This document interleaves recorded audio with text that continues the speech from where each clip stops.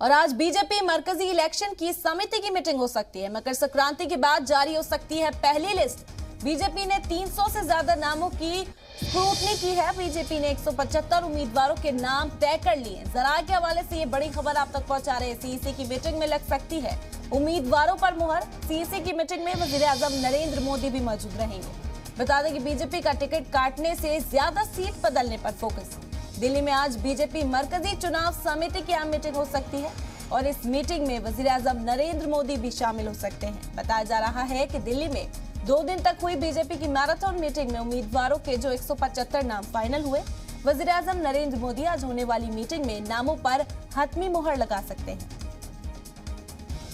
तो आपको बता दें कि आज बीजेपी मरकजी इलेक्शन समिति की मीटिंग हो सकती है। मकर संक्रांति के बाद हो सकती है पहली लिस्ट जारी। बता दें कि बीजेपी ने 300 से ज्यादा नामों की स्क्रूटनी कर ली है और बीजेपी ने 175 उम्मीदवारों के नामों को तय कर लिया है।